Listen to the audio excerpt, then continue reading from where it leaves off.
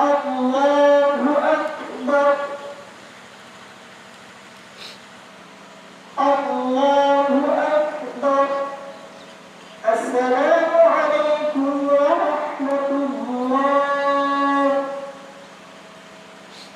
আসসালামু আলাইকুম ওয়া রাহমাতুল্লাহ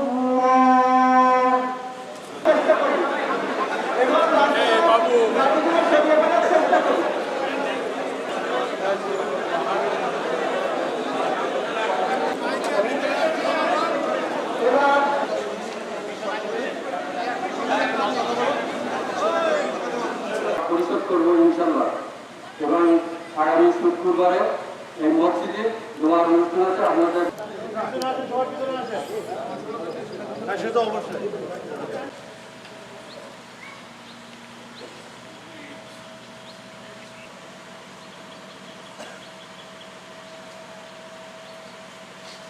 হোটেলের অধিকার নেই, তো হোটেলও ওখানে মারা গেছে। তার করার পরে আমার ভাই ৫-৬ দিন আগে কলকাতায় গিয়েছিল চিকিৎসার জন্যে।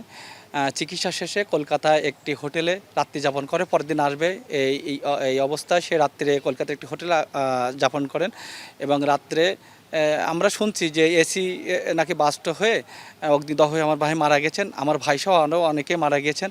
কিন্তু আমার ভাইকে যে অগ্নিদগ্ধ মারা যাওয়ার পরেও আমরা যে সরকারের সহযোগিতায় এত দ্রুত আমার ভাইয়ের লাশটি হাতে পেয়েছি, এর জন্য মাননীয় প্রধানমন্ত্রী সহ সরকার সকল কর্মকর্তাদের অভিনন্দন ধন্যবাদ জানাই।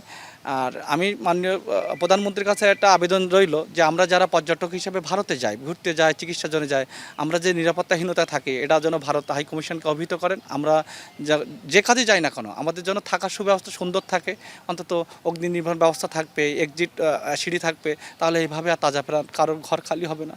আমি চাই এরকম ঘটনা যেন আর না ঘটে। আমার এরকম ভাবিনি যে চাচ্ছিল চলে যাবে, তো আমাদের ছাড়া হঠাৎ করে চলে গেছে আমাদের ছাড়া। ভালো মানুষ ছিল, দেশের কারোর ক্ষতি করেনি, সবাই এক নামে ভালোভাবে চিনত, খুব ভালো মানুষ ছিল উনি। না, এটা কল্পনা করা যায় না। এতে অসুস্থ ছিল, ডাক্তার দেখাতে গেছে, কিন্তু এটা কল্পনা করা যায় না যে এরকম একটা সমস্যা ঘটবে।